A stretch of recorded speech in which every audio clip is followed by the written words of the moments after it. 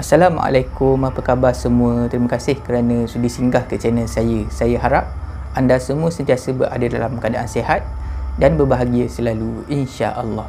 Dalam video kali ini saya nak sampaikan 3 kisah seram. Tanpa membuang masa, jom kita teruskan dengan kisah yang pertama.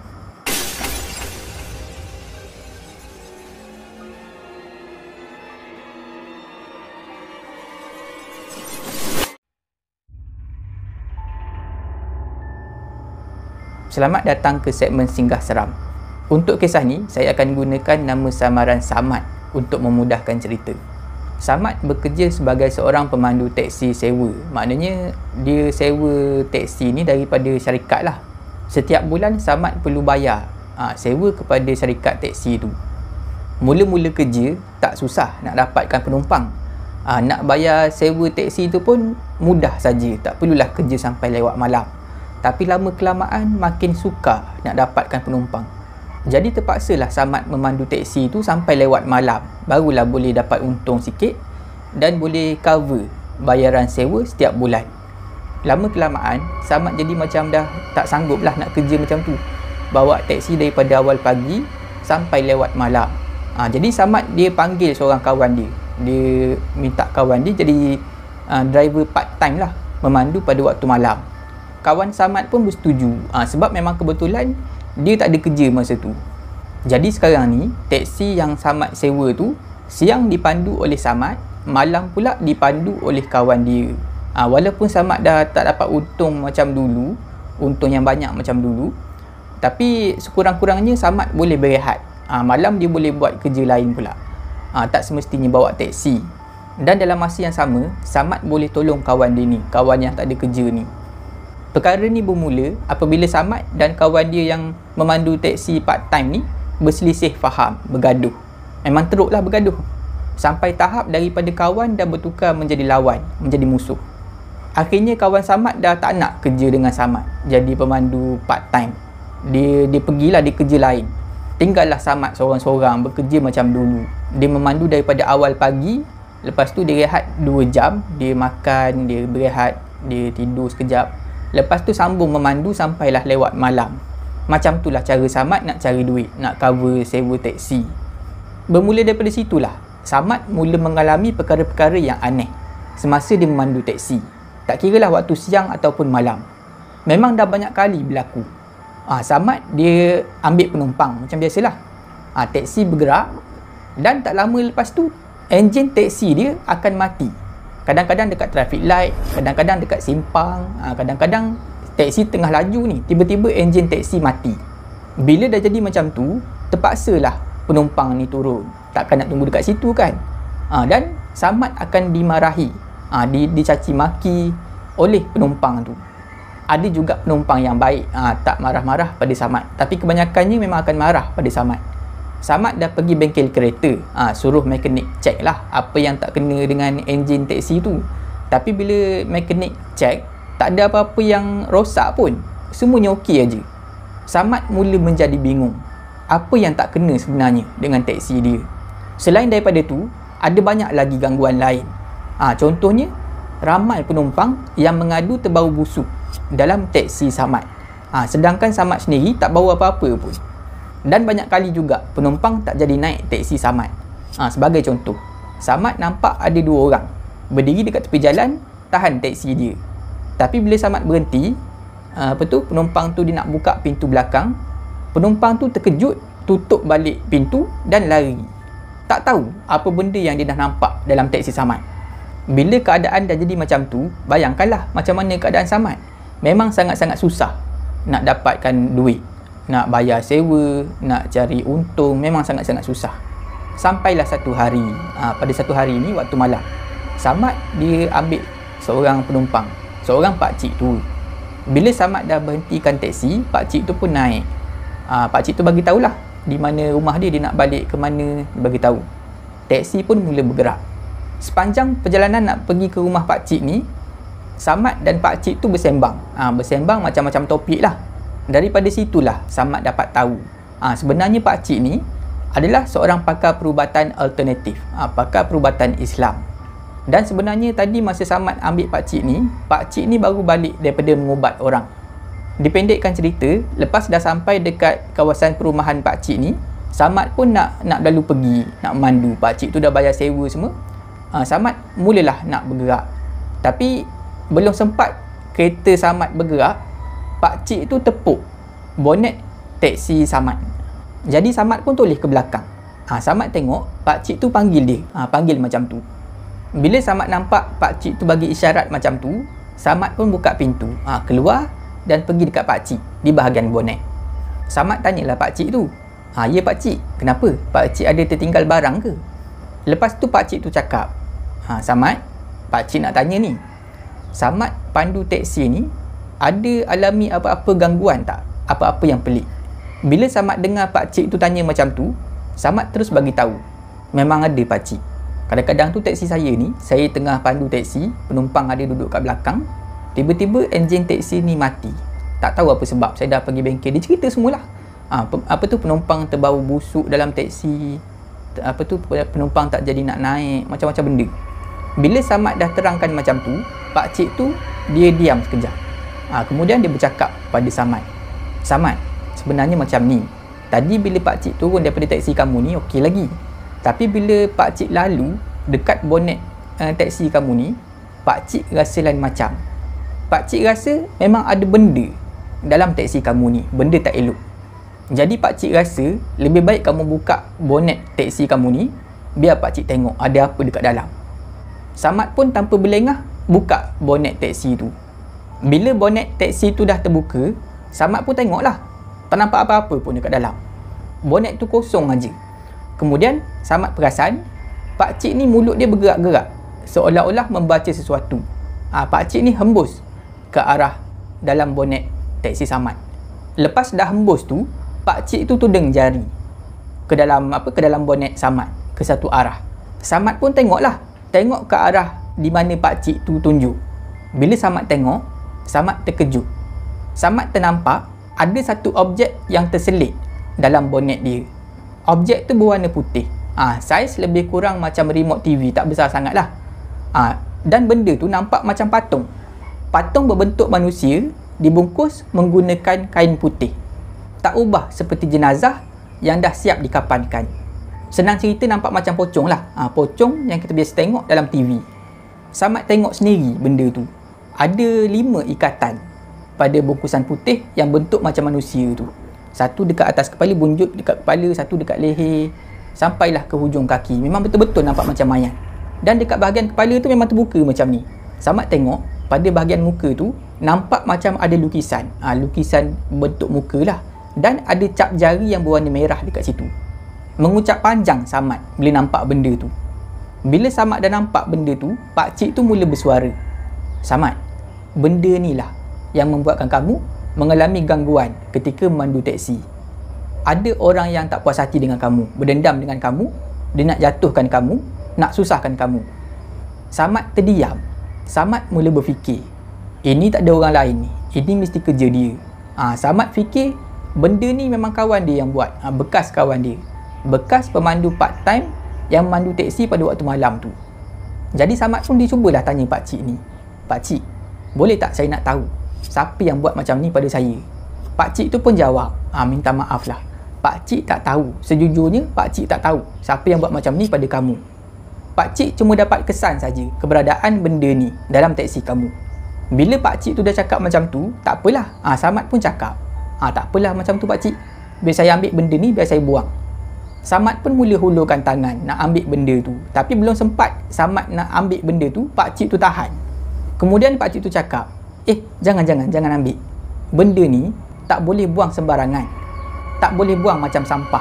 Ada cara dia, tak apa, biar pakcik yang buat. Samad pun tak jadi nak ambil benda tu. Samad perhati aja pakcik ni. Pakcik ni angkat tangan, dia baca doa. Lama sangat dia baca doa. Lepas dah selesai baca doa, barulah pakcik ni pergi ambil benda tu. Pakcik ambil benda tu, letak dekat atas tangan macam ni. Masa itulah Samad nampak benda tu berasap. Banyak asap keluar daripada benda tu. Seolah-olah benda tu nak terbakar, benda tu panas. Pakcik tu pula cepat-cepat pergi dekat tong sampah, pergi buang benda tu dalam tong sampah. Samad ikut daripada belakang. Bila pakcik tu dah buang benda tu dalam tong sampah, pakcik tu bercakap pada Samad. Alhamdulillah, dah selamat semua. Kamu kena banyak-banyak bersyukur, kena banyak ingat Tuhan. Pakcik nak pesan, semasa kamu pandu teksi ni, kenalah lebih berhati-hati. Kalau boleh, banyakkan berzikir, banyakkan ingat Tuhan semasa memandu. Samad mengucapkan berbanyak-banyak terima kasih pada pakcik ni kerana sudi tolong dia. Itulah kisah yang diceritakan oleh Samad, berlaku kepada dia sepanjang dia bekerja sebagai seorang pemandu teksi.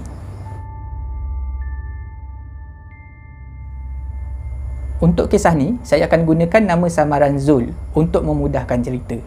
Zul bertugas sebagai seorang pengawal keselamatan, menjaga sebuah bangunan pejabat.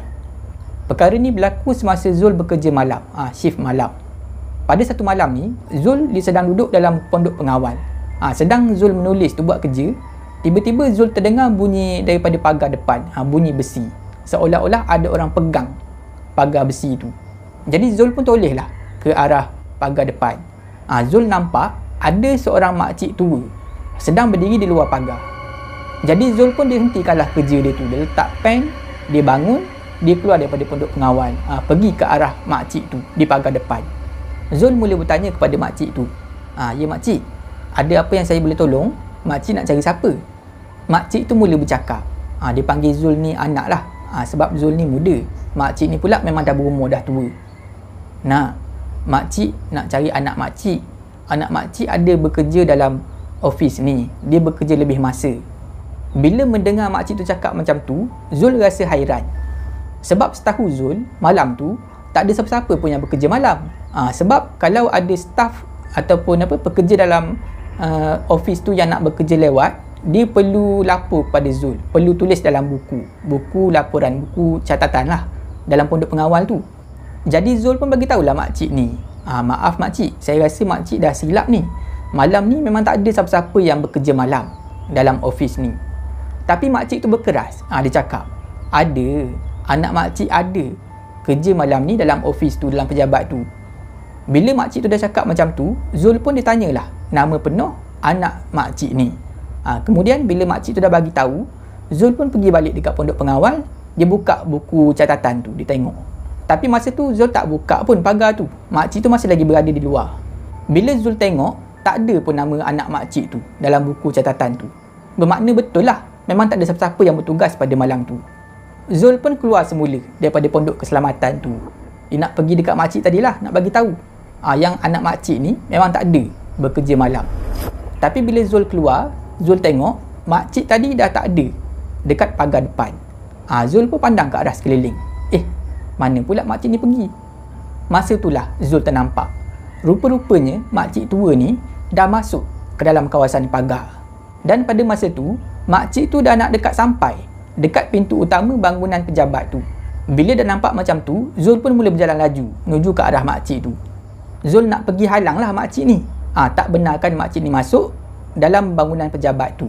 Sebab memang tak boleh, tak dibenarkan sesiapa masuk dalam bangunan pejabat tu selepas waktu pejabat tanpa kebenaran, kecuali pekerja dan juga staf yang bekerja dekat situ. Kalau makcik ni masuk juga, memang Zul yang kena marah. Sebab cuai benarkan orang luar masuk pada waktu malam. Walaupun Zul dah berjalan laju follow makcik tu daripada belakang, tapi Zul tak sempat nak tahan makcik tu.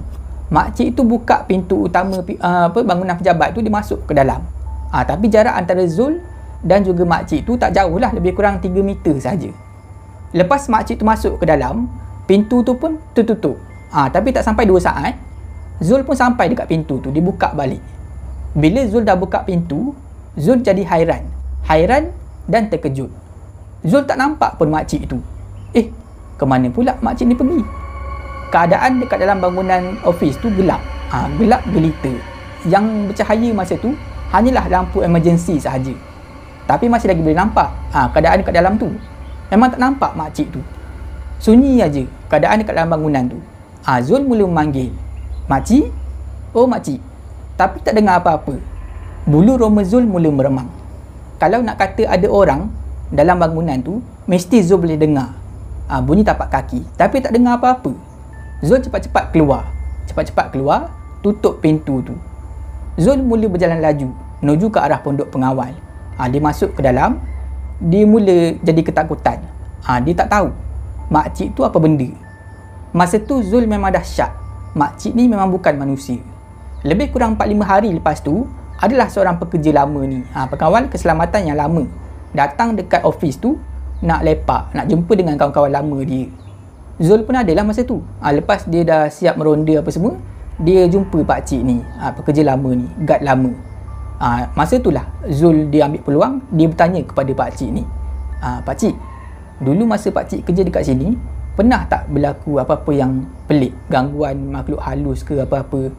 Bila Zul dah tanya macam tu, pakcik ni pun tanya Zul balik, kenapa? Kamu dah jumpa ke makcik tu? Makcik yang cari anak dia tu? Bila Zul dengar pekerja lama ni, pakcik ni cakap macam tu, Zul tercengang. Zul pun tanya pakcik ni, macam mana pakcik tahu? Masa itulah pakcik ni mula bercerita pada Zul. Itulah, kamu tak tahu, makcik yang kamu jumpa tu, yang cari anak dia tu, pakcik kenal daripada dia hidup lagi. Memang betul, makcik tu ada anak. Anak dia bekerja dalam office ni. Nama anak dia sekian-sekian-sekian. Dia beritahulah Zul. Memang betul nama yang pakcik ni sebut. Pada satu hari, anak makcik tu, dia bekerja sampai lewat malam. Dia buat OT lah, seorang diri. Dah lewat malam barulah dia balik. Tapi on the way nak balik tu, dia terlibat dalam satu kemalangan. Kemalangan jalan raya yang sangat teruk. Sampailah dia meninggal dunia. Maknanya dia memang tak balik malam tu. Makcik tua tu pula, selepas anak dia meninggal, dia jadi macam dah tak betul. Makin lama makin tak betul. Hampir setiap hari dia akan pergi dekat depan pagar office ni, bangunan office ni, dia akan cari, dia akan tanya, boleh tak nak jumpa anak dia? Katanya anak dia bekerja dalam bangunan office ni. Hampir setiap hari dia akan datang, dia akan buat macam tu. Sampailah satu hari dia pun meninggal dunia juga di rumah. Katanya sakit jantung.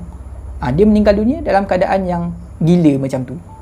Tak tahulah, orang kata dia tertekan. Tertekan sampai gila, terlalu rindu dekat arwah anak dia. Tapi walaupun makcik tua ni dah meninggal dunia, ada setengah malam tu beberapa kali dia akan datang dekat pagar depan ni, bertanya, boleh tak dia nak masuk, nak jumpa anak dia yang bekerja dalam office tu pada waktu malam. Maknanya memang betul lah, makcik yang datang tu bukan manusia, hanya jelmaan dia saja.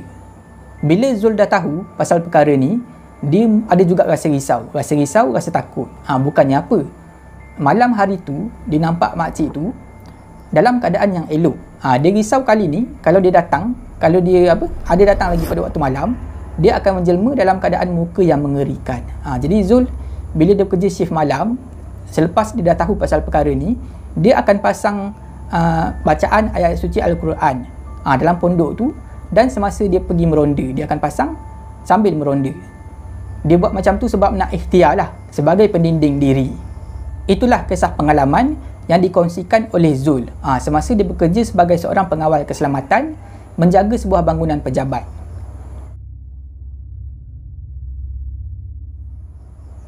Untuk kisah ni, saya akan gunakan nama samaran Sharifah untuk memudahkan cerita. Sharifah ni, dia dah kahwin, tapi masih lagi belum dikurniakan cahaya mata. Tak ada anak lah. Dia dan juga suami dia je menyewa. Masa perkara ni berlaku, Sharifah dan suami dia mengalami masalah ekonomi. Masa tu memang tengah gawat lah, duit pun kurang. Jadi Sharifah dan juga suami dia terpaksa berpindah. Asalnya diorang menyewa di sebuah rumah yang selesa lah, rumah yang besar. Tapi bila dah kurang duit, diorang terpaksa cari rumah lain, rumah yang lebih murah. Cari punya cari, jumpalah sebuah rumah, rumah yang agak besar tapi sewanya murah. Jadi suami Sharifah tak lepaskan peluang, terus booking rumah tu, terus masuk dalam rumah tu. Dah bayar semualah, jumpa dengan tuan rumah. Tuan rumah tu adalah sepasang suami isteri. Jadi sebelum bersetuju nak menyewa tu, dia ada tanya jugalah, kenapa bagi sewa murah, sedangkan rumah ni besar cantik macam ni. Yelah, risau juga kan, mana dah tahu kalau rumah tu ada sejarah yang tak elok ke apa, rumah tu dia dah berhutang ke, dia nak lari ke apa kan. Bila suami Sharifah dah tanya macam tu, tuan rumah ni pun cakap lah, dia orang ni sebenarnya dapat kerja di tempat lain, jadi terpaksalah pindah. Nak tinggalkan rumah ni macam tu je, macam rugilah kan. Lebih baik dia orang sewakan rumah ni. Bila Sharifah dan suami dia dengar macam tu, kiranya memang jadilah, on je lah, bayarlah duit semua, deposit 2 bulan, apa tambahan lagi adalah, dibayarlah semua pada tuan rumah tu. Dan mulalah diorang tinggal dekat rumah tu. Perkara ni berlaku pada malam pertama diorang tinggal dekat rumah tu.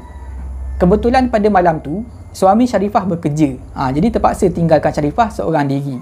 Sebelum suami Sharifah nak pergi kerja, dia dah pesan dekat Sharifah sebenarnya. Kalau ada apa-apa, telefon je abang. Bagi tahu je abang.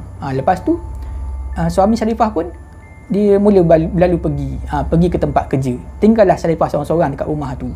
Sebenarnya Sharifah dia tak berapa selesa lagi. Maklumlah, hari pertama tinggal dekat rumah baru, rumah sewa baru. Jadi Sharifah malam tu dia masuk bilik aja. Perabot pun belum pindah habis lagi, dekat ruang tamu tak ada TV lagi. Dia pun masuk bilik, dia berbaring. Dia berbaring, dia mainlah handset dia. Masa tu lampu masih lagi belum dipadamkan. Bila dah main handset tu, masa pun berlalu. Lama kelamaan Sharifah dah mula rasa mengantuk. Jadi Sharifah dia nak tutup lampu lah masa tu. Masa Sharifah nak tutup lampu tu, Sharifah terdengar bunyi daripada arah luar, dekat kawasan ruang tamu. Kedengaran seperti ada seorang kanak-kanak, seorang budak sedang bermain dekat situ. Jadi Sharifah pun dia buka pintu jenguk keluar. Tengok dekat ruang tamu, memang tak ada siapa-siapa lah, kosong lah. Masa tu Sharifah cuma berfikir, mungkin dia tersalah dengar. Mungkin ada budak yang bermain dekat luar, ataupun budak yang ada dekat rumah jiran dia. Mungkin dia tersalah dengar. Jadi tak apalah, Sharifah dia tutup lampu, dia pun berbaring. Dan tak lama lepas tu Sharifah pun tertidur. Tak pastilah lama mana Sharifah tertidur. Tak lama lepas tu Sharifah terjaga. Dia terjaga sebab dia rasa geli. Geli dekat bahagian tapak kaki. Bila Sharifah dah tersedar, dah celik mata, Sharifah terkejut. Sharifah nampak dekat hujung katil, bahagian kaki dia tu, ada seorang budak sedang tersenyum memandang ke arah dia. Budak tu budak perempuan. Dan kelihatan seperti budak ni, tangan budak ni sedang menggeletik kaki Sharifah. Sharifah sangat-sangat terkejut. Bingkas dia bangun, cepat-cepat dia bangun. Bila Sharifah dah bangun, budak tu pun berlari keluar daripada bilik. Berlari sambil tersenyum dan ketawa. Seolah-olah budak ni nak ajak Sharifah bermain dengan dia. Sharifah pula masa tu dia tak fikir benda lain. Dia fikir memang budak lah. Sebab dia nampak memang budak perempuan biasa. Sharifah turun daripada katil, dia pergi ikut budak tu keluar. Bila Sharifah jenguk keluar, nampaklah budak ni. Budak ni berlari menuju ke arah bilik air yang ada dekat dapur. Sharifah mula berfikir masa tu, anak siapa pula lah yang masuk dalam rumah aku ni. Sharifah fikir mungkin ada pintu yang dia lupa nak kunci. Sama ada pintu belakang ataupun pintu depan. Mungkin budak ni dah masuk sebab dia tengok ada jiran baru. Jadi macam tu lah yang Sharifah fikir. Tapi semua yang Sharifah fikir tu rupanya salah. Sebab Sharifah ternampak budak ni, dia berlari tadi menghala ke arah tandas dekat dapur kan. Bila dah sampai betul-betul dekat pintu tandas tu tertutup. Tertutup. Budak ni melompat, kemudian dia hilang. Seolah-olah budak ni menyerap masuk ke dalam pintu yang tertutup tu. Macam dia tembus pintu tu. Hilang macam tu je. Sharifah bila dah nampak macam tu, dia terus berlari. Ambil handset dia berlari keluar rumah. Dia buka pintu keluar rumah, terus call suami dia. Sharifah bagi tahulah semua. Apa yang dah berlaku, nampak budak lah. Lepas tu nampak budak tu tersenyum, geletek kaki dia berlari, hilang dekat pintu tandas. Mula-mula suami Sharifah ni macam tak berapa percaya lah. Jangan-jangan Sharifah ni mengigau saja. Baru bangun tidur, mungkin tersalah tengok. Tapi bila Sharifah berkeras, dia cakap memang betul. Sebab dia terjaga tu pun sebab dia rasa kaki dia geli. Budak tu memang betul, dia geletek kaki Sharifah. Takkanlah dia mengigau macam tu. Jadi dipendekkan cerita, suami Sharifah pun balik. Balik masuk dalam rumah, pergi cari budak tu. Tengok dalam bilik air apa semua memang tak ada orang. Dan semasa suami Sharifah sedang mencari budak tu, memang boleh dengar, suami Sharifah sendiri pun dengar bunyi tapak kaki dan bunyi budak ketawa dalam rumah tu. Seolah-olah budak tu sedang berlari dekat kawasan ruang tamu. Tapi tak nampak siapa-siapa pun. Bila suami Sharifah dah dengar dengan telinga sendiri bunyi budak tu, barulah dia betul-betul percaya apa yang Sharifah cakap tadi. Jadi suami Sharifah pun cepat-cepat call tuan rumah tu. Bila call memang tak jawab lah, tak angkat langsung panggilan daripada suami Sharifah. Sharifah dan suami dia dah mula rasa geram, rasa marah pada tuan rumah ni. Diorang berdua pun mula fikir, nak buat macam mana sekarang ni? Kita baru masuk, baru aja menyewa, tak habis pun sehari. Takkanlah kita nak keluar malam ni? Tak boleh. Jadi malam tu suami Sharifah ni dia telefon lah bos dia minta lah nak cuti emergency malam tu, nak temankan isteri dia. Keesokan harinya, suami Sharifah ni dia ikhtiar lah. Kebetulan Sharifah dia ada seorang adik di rumah di kampung, dan kebetulan adik dia tu tak kerja, tak buat apa-apa. Jadi suami Sharifah pun pergilah ambil adik ipar dia tu, bawa datang ke rumah tu, suruh temankan Sharifah. Bila adik Sharifah dah tinggal dekat rumah tu, suami Sharifah tak rasa risau sangat nak bekerja malam, sebab isteri dia dah ada teman. Dipendekkan cerita, dia orang menyewa dekat rumah tu selama sebulan sahaja. Suami Sharifah kumpul duit, menyewa dekat rumah lain pula. Setakat itu saja video saya pada kali ini. Saya harap anda semua terhibur. Jika anda suka video ni, jangan lupa like, share dan komen video ni. Jangan lupa subscribe dan tekan butang loceng untuk dapatkan notifikasi video saya yang seterusnya. Bagi anda yang nak berkongsi kisah seram, boleh hantar ke alamat email yang tertera dekat bawah. Janganlah takut kepada makhluk, tetapi takutlah kepada pencipta segala makhluk. Semoga kita bertemu lagi di video saya yang seterusnya, insya-Allah. Assalamualaikum.